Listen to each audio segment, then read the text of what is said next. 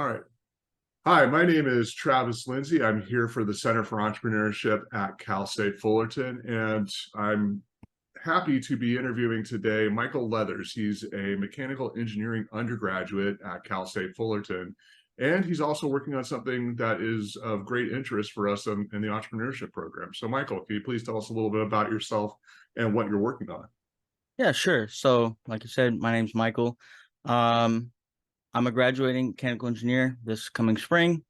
I'm also have a business minor, and last semester I came up with the idea of working in a class. We came up with the idea of working with a transhumeral prosthetic arm that was fully mechanical for people who do not have access to electricity or batteries.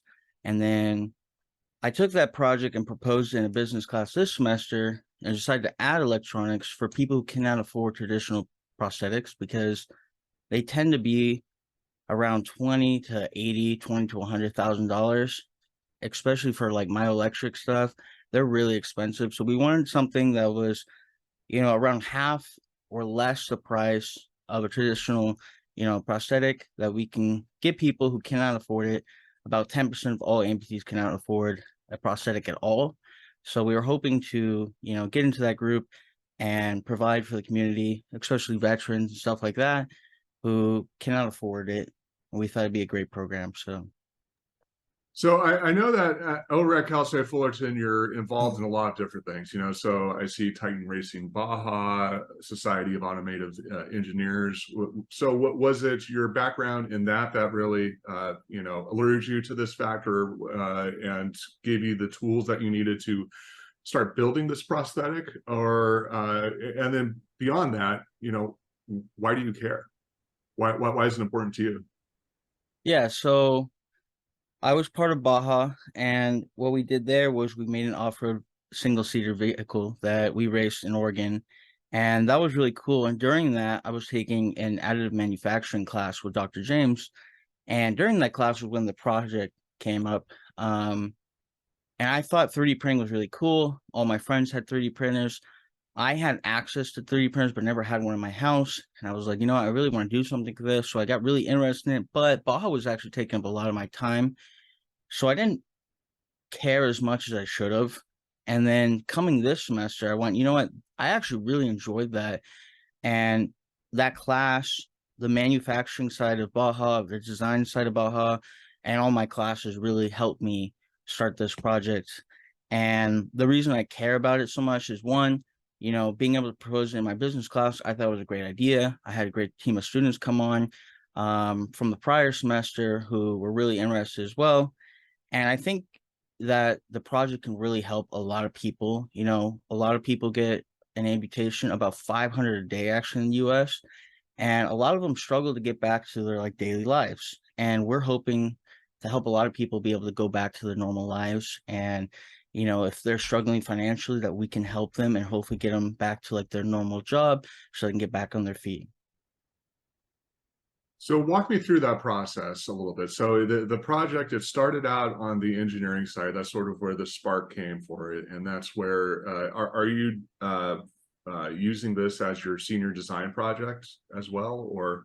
Well, Baja was my senior design. Oh, And okay. what happened So, was JJ reached out to me and said, hey, Dr. George from the computer engineering department wants to start a pilot program. And he had a team of computer engineers that he wanted to work on this. But I had no electronics involved. So I decided to change my project to involve electronics to where it is now so that we can meet the criteria. And I have now a great team of engineers working on it and a great team of business people. And that's how it came to be. very cool. And then on the business side, are you taking any classes on that front? What are you doing on that side? Currently, I have business venture and I have a finance class. And I've been working with JJ and a few other people to patent the idea and hopefully move forward with it after the semester ends. So not only take it as a school project, but hopefully move forward with it, making it a real thing. Yeah, just as a quick aside, I mean, I think that this is one of the real powerful parts of starting a business when you are a student, right? I mean, you have access to all Mhm. these different resources. The professors, yeah, of course, Right. but then also your fellow students as well are a tremendous resource. Yes. Can you tell us, or relay any good stories about that, about some students coming together and working on this with you and helping you make some advancements on your prototype? Yeah. So on the business side, we have three members, Aiden, Peter, and Anthony. And, I'm taking a business minor just to get the basics. I've always wanted to go into engineering, but I thought having the basics of business to understand it would definitely benefit me later in life. So having their knowledge is always helpful, and having access to professors and resources at Cal State Fullerton has really been, really helpful because if I was not in school, I wouldn't have access to any of that, and I would have to be teaching myself or asking others for help. So it's been really helpful. They've really expanded my knowledge. A lot of them are really good at stuff that I'm not, and they know the ins and out of a business more than I do. So So, Michael, as somebody who is new to this entrepreneurial ball game, and you're a social entrepreneur, because I mean, your target market is people who can't afford prosthetics, and you're making it so that it would be more obtainable for them. So, give me a story about something that's really surprised you throughout this whole process. I mean, like something that you thought that you had in the bag and it was ready to go, and then all of a sudden, oh no, something weird's going on here. yeah, starting with the other project, when we didn't have electronics involved, we were surprised on how many people actually needed prosthetics and how many people didn't have access and how often it was. Like in third world countries, we were like, oh, people are just chopping people's arms off because they get bit by a snake and can't get to a hospital. So, in that aspect, I was like, okay, I'm gonna start working on this, and I got really excited to help people. And I didn't put the time and effort into, working on and research for it, and the project nearly didn't finish in time. So this year, we've kind of changed that, and we have a great team working on electronic parts and the 3D printing design. So I think that's been a big part of a trouble for me, was being like, oh shoot, I got to really dedicate a lot of time to it. It is a lot of time, isn't it? Yes, So I mean, you're graduating this semester, next semester. next. So I mean, you've got a lot going on right now. Yeah. How do you manage all that? Well, I actually got really lucky. I was supposed to graduate last semester in spring. That doesn't And my sound lucky, man. That sounds very unlucky. Well, what happened was I didn't get the class I needed. It wasn't offered at our school, and it's a spring only class. So I'm practically waiting to finish my class in spring. So I was like, you know what? I'm going to finish my business minor, which I wasn't going to. And I'm very grateful I am. So if I didn't, I wouldn't have ever finished my business minor and taken this class. So I was really grateful actually that it worked out that way. So right now I actually only have a few classes. It's not, I have 12 units or something.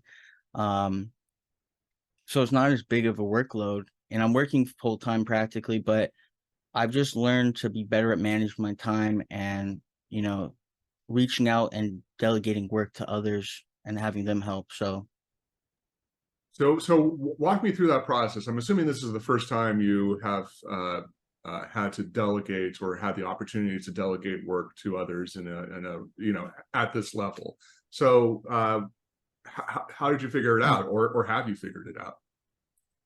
I don't think I fully figured it out yet. But I think Baja definitely actually helped because I was a suspension lead. So I was in charge of all the suspension, and I had people who were working on other parts. So on my part, I love to do a lot of the work. Like I'm like, oh, okay, you don't have time, I'll do it. But I learned like, oh, I can't do that with so many classes. Like I need to, allow them to do some work. If they are offering to help, like that's great. So I kind of just got used to learning how to be like, hey, I need help on this. Are you willing to help? And like work with people's schedules to make it work. Move my schedule around others so it works for them. And I think I've gotten really better this semester, and I have also a great team working with me. So have you and that's all great. Yeah, it takes time and, effort, and you're figuring it out. Moving from that, have you given much thought about how you're going to continue this project once you do graduate? Because eventually it's going to happen. I mean, eventually that spring class is going to be available, hopefully next spring, Yeah. and you'll be able to take it. You're going to graduate. You're going to get your diploma. You're going to get the ball or the gown and the cap and all that other stuff, and have a ton of pictures with family and friends, and then, uh-oh, tomorrow happens. So Yeah. so have you given that much thought of how are you going to keep this going? I'm looking forward to the day I graduate, but I have thought about it. I do want to pursue engineering.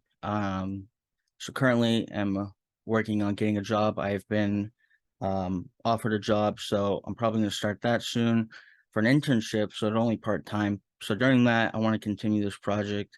And hopefully after I graduate, I've already talked to a lot of the team members. We're all on board on continuing this project, and we're having meetings with people on how to move forward, how to start a business, how to start an LLC for it, how to get patents for it, stuff like that. We're already in the process of looking into that, and how much money we need for it. So I think that's going to be something that over the next, semester and a half that we're going to have to look into and, be prepared for. Yeah, absolutely. I mean, a lot of the startups I know. So part of my background, I mean, not just on the entrepreneurship side at Cal State Fullerton, but then also on the investing side. And I mean, a lot of the startups that we see, they started off pretty much, kind of part time, right? It was like a side project that kept on growing and growing and growing. So it sounds like that might be your path forward, Yeah. right? More or less. I think Okay. that's going to be the goal. Awesome. And then, I mean, beyond that, I mean, there's many different directions that you could take: LLC, nonprofit, whatever the case may be. And Right. I'm sure that you've been introduced to some patent attorneys from Cal State Fullerton, probably Justin. Yes. Yes. Yeah. Okay. Sanders. Yeah. Yeah, great guy. I've had him on here for our interview. He's talked at the incubator a bunch. So yeah, tremendous guy, and he'll lead you in the right direction. And his background, I mean, it's not exactly similar to yours, but he started off at engineering, and then transitioned over to the legal side. I found that out this summer, and that's kind of how you have to do it actually as a patent attorney, anyways. But enough of that. Wrapping it up, I know you're busy. You have a full-time job, right? That's what you said? Yeah. You got a full-time job. You're going to school all the time. So I don't want to take up too much of your time, but I can't leave you without asking, what advice would you give to other students, perhaps engineering students or computer science students who have great ideas, but they don't know how to move forward? What's the first step or two that they should take to realize their dream? I think especially as a student, if you have an idea, you have many professors who've, been in the field and gone through the process of starting a business or coming up with ideas for engineering. I would suggest talking to them, using the resource at Cal State Fullerton. And don't think it's impossible. Think like, how can I make this possible? Because I think a lot of people get scared out of starting things. And I think using the resources of Cal State Fullerton and talking to people, you have, a bunch of students who know a lot, and you can talk to them, use them for help.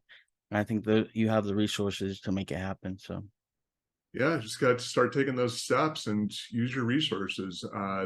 That's tremendous advice, and especially if you are a student, talk with your professors. As somebody who was a student there and a professor there, I know that office hours go generally unused, at least on the business side. I don't know mhm. if is it the same over on the engineering side? Yeah. But Yeah, I've been to office hours and I'll be there for 2 hours and no one shows up. Or one kid walks in and says hi and walks out. yeah. So and your professors, pretty much all of them. I mean, there's some that are eh. But Yeah. yeah, but for the most part, they're genuinely excited about what they're doing, whether it's business or engineering Yeah. or dance or whatever the case may be. So walk And a in, lot of them talk. love to, they love to help you, they love to hear Oh you yeah, and talk to you. So Well, yeah, I mean that's just, not speaking for you, but I mean that's kind of how our minds work, right? Is you're interested in problems and figuring that stuff out and discussing things and learning new things, Mhm. so that helps. That's kind of a catalyst for it, right? Going in and just talking, figuring stuff out. So, Michael, anything else that you would like to share before we head on out? No, I think that's it. I appreciate you taking the time for this. So thank you. Absolutely. No, thank you very much. And congratulations in advance on graduating. I Thank you. know that's a tremendous accomplishment. Looking And forward to it. thank you very much. So thank you, everybody. And we'll see you next time.